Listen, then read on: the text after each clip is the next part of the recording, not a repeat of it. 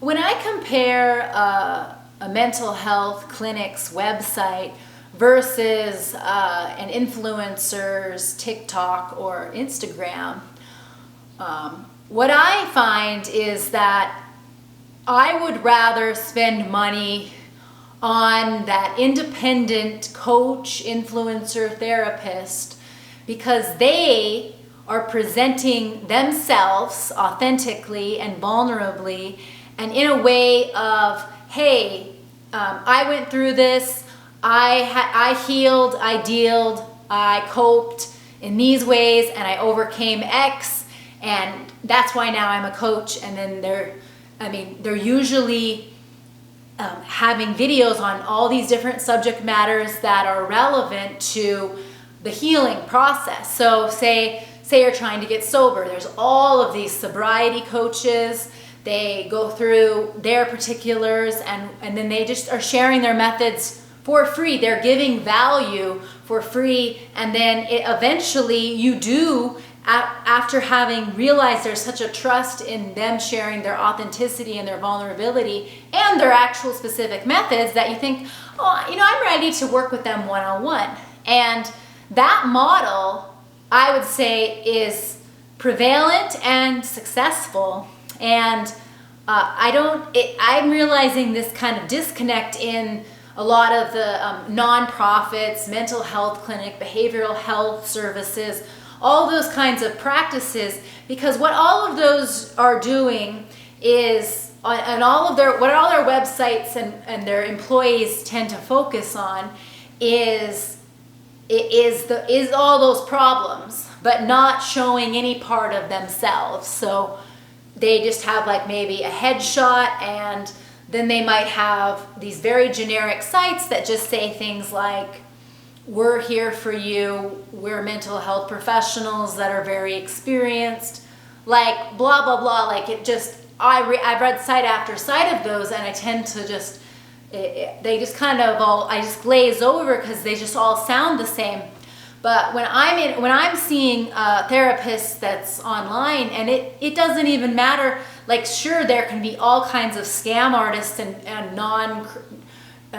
people that aren't credible and that people that don't offer true therapy. But if you vet them, and when you vet them and you actually see their own writing, videos, when they actually offer value, and then when they give you a lot of tips, it's just levels beyond those sites of those employee-based services. And I don't think any of those services quite realize that's their competition. Like they think they're competing with these other in-person services, but the truth is all of those are, now that we kind of live in a more of a Zoom and therapy that can be online, there's so much of a picking those kinds of counselors or coaches or for a variety of different things that we're coping with.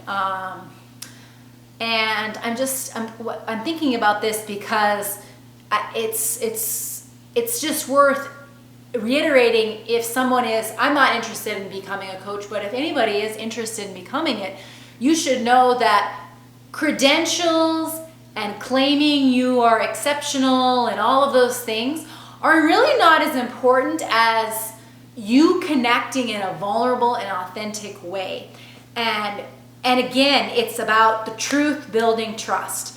Truth builds trust. Okay, when you just have a marketing website that's kind of exaggerating, generalizing a bunch of services and is very impersonal, it's just truly, you have got to have that level of vulnerability in order to then get vulnerable people to trust you, because vulnerable people are going, like, when you're dealing with anxiety, depression, coping with trauma, processing trauma, whatever it might be, or just generalized like grief, life, fear, all of those things, heartbreak.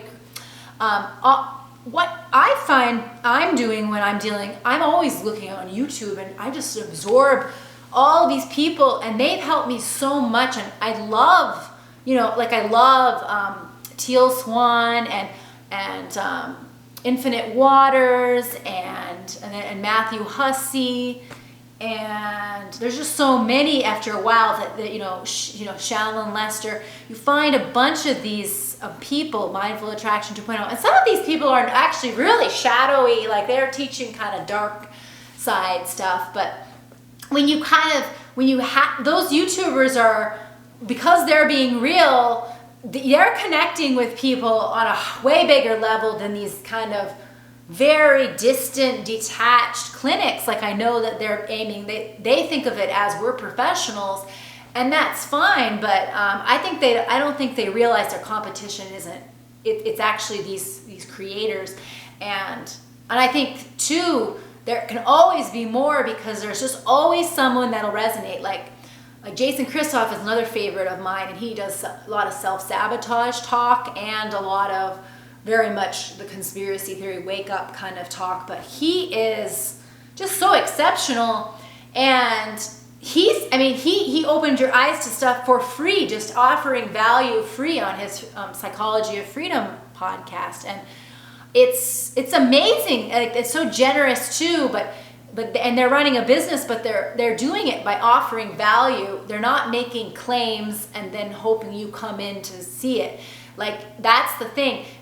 People are already giving you lots of tips and value and advice for free, and then you may choose to go forward, but you may not. And so a lot of people, I think, may think that's such a risk for them to give the tips, but actually, it's more trustworthy that people give truthful tips and expose themselves.